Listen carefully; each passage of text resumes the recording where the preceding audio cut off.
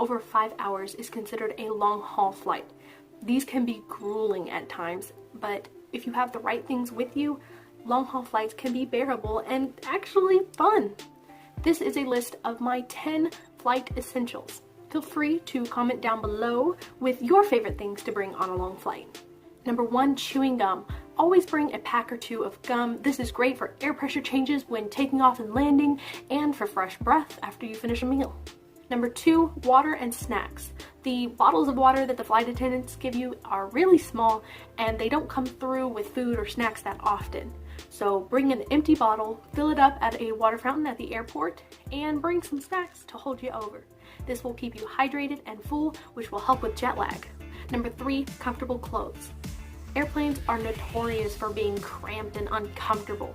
Wearing breathable clothes, nice socks, and unrestricted shoes will help you settle in and be more comfortable throughout your flight. Number 4, sanitary wipes. These are really inexpensive, yet really, really important, because even in the big airlines, the armrests and trays and bathrooms aren't always the cleanest.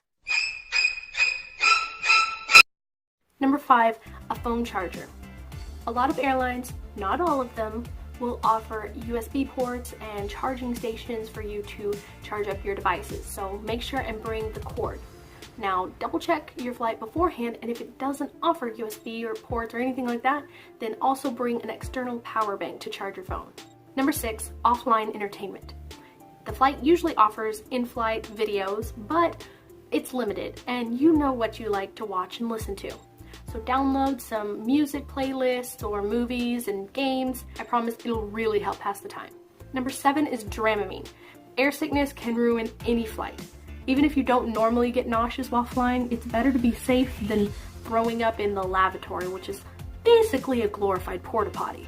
Number 8 is a miniature get ready pack. This is what you'll use to feel refreshed and look presentable when you arrive at your destination. It could include things like breath mints or a toothbrush and toothpaste, deodorant, a hairbrush and a mirror, lip balm. If you wear makeup, you can have a small thing of makeup to touch up. Just anything, anything that you need to look presentable. If it's an especially long flight, I would also recommend packing an extra pair of clothes and underwear to change into. Number 9, headphones. Most airlines have headphones, but they're really cheap and you don't want to run the risk of them not working.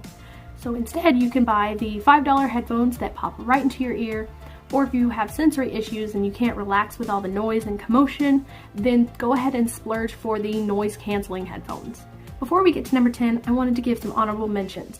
These are not things I personally use, but for some travelers, they are absolute must-haves. A neck pillow, a sleep mask, melatonin, a book or a Kindle, lotion, and an extra pillow and blanket.